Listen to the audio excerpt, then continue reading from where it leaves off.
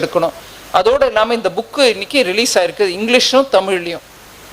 இதில் system reform என்ன, அதை தவிர நான் இப்போ சிம்பிளாக கொஞ்சம் 1-2 விஷயங்கள் எடுத்து சொன்னேன், அதையும் எலாபரேட் பண்ணி சொல்லியிருக்காங்க.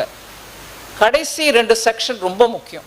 தமிழ்நாட்டுக்கு இந்த ஜிஎஸ்டி ரிஃபார்ம் மூலமாக எந்தெந்த பொருட்கள், நம்மளும் சோப்பு, டூத் பேஸ்ட்டு, எண்ணெய் பல நாட்டில் இருக்கக்கூடிய எல்லா பகுதியிலையும் யூஸ் பண்ணுற மாதிரி யூஸ் பண்ணால் கூட தமிழ்நாட்டுக்கென சில குறிப்பிட்ட பொருட்கள் இருக்கின்றன. அந்த பொருட்களோட லிஸ்ட்டும் கொடுத்துருக்கோம். அதை தவிர இந்த லாஸ்ட் செக்ஷனில் இப்போ பவானி ஜமக்காலம், தஞ்சாவூர் பொம்மைகள்,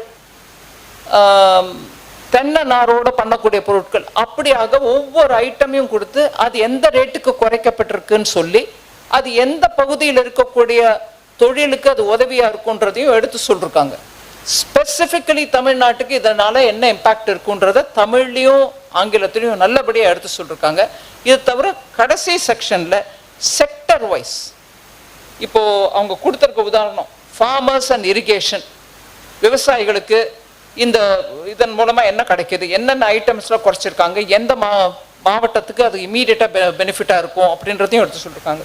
vehicles and mobility, personal care, house hold, kitchen, பாத்திரம், வீட்டுக்கு உபயோகப்படுத்த பாத்திரத்தை கூட ரேட்டு குறைஞ்சிருக்குன்றதை எடுத்து சொல்லியிருக்காங்க.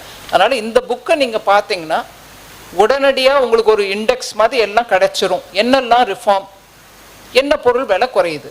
அதனால் இதை கொஞ்சம் எல்லாருக்கும் டிஸ்ட்ரிபியூட் பண்ணுங்கள், எல்லாரும் அதனால் பயனடைவாங்க.